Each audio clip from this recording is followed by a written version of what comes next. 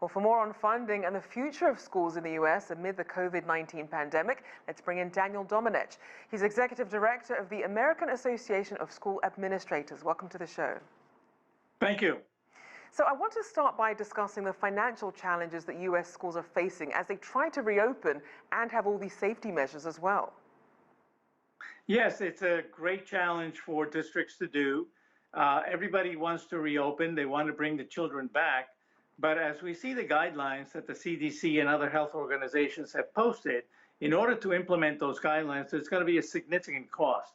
Our organization, who represents all the school superintendents in America, did a survey that in essence showed that for the average school district in the United States, it would cost them an additional $1.8 million to open safely in order to follow the guidelines.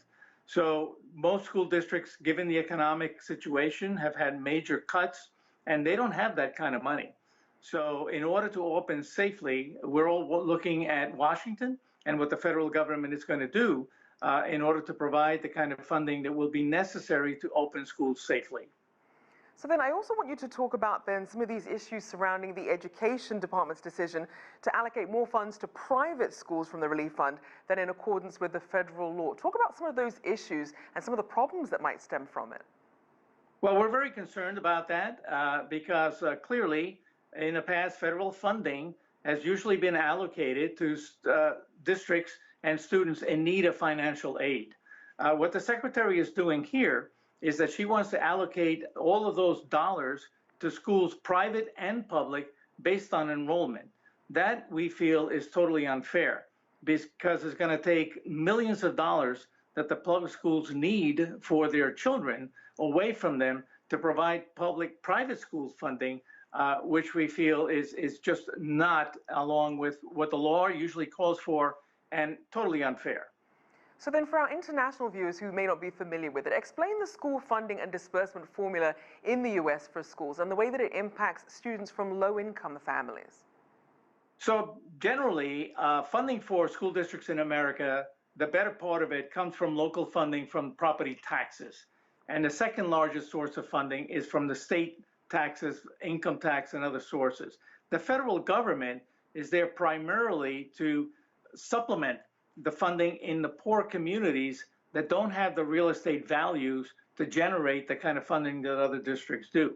So basically, we see federal funding as something that goes to children in need, schools that have large population of children in poverty. So when the Secretary wants to take dollars away from school districts that need those dollars to give it to private schools, which are primarily attended by children from well-to-do middle-class families, it doesn't make any sense to us at all. And certainly unwelcome news for a lot of teachers who, a lot of them that you speak to, they say that they're giving personally of their own supplies and resources for students that schools really should be providing, but they don't have the resources themselves. So then talk about the school budget cuts as well as the teacher protests from 2019. Well, that's right. So we have the serious financial situation. We have teachers that dip into their own pockets in order to provide students with what they need to have. Right now, the situation that we have in America has shown the inequity in funding when we have millions of students. About 1/3 of American students are in districts where the students still do not have the technology or the internet access at home to be able to make access and take advantage of remote learning. That is a huge inequity that needs to be fixed. And today, as we sit here, that has not been done. And to follow up on that, we see that experts are warning that the pandemic is already having a disproportionate impact on low-income families, everything from having quality homeschool programs and school lunches to even having the technology and internet access to keep up with other students. So just quickly, talk about some of the long-lasting effects on achievement gaps in the country that this can have. So these are the children that already are at the wrong end of the achievement gap. And what this is doing is that it's actually making that achievement gap even greater. So we're talking about students that have missed an education for about 3 months this year and will continue to miss an education into this coming year unless the federal government steps in to provide the kind of funding that will provide every student with a laptop and every home with internet access. That's not the case today. All right, well, thank you so much for your insights. Daniel Domenech there, Executive Director of the American Association of School Administrators.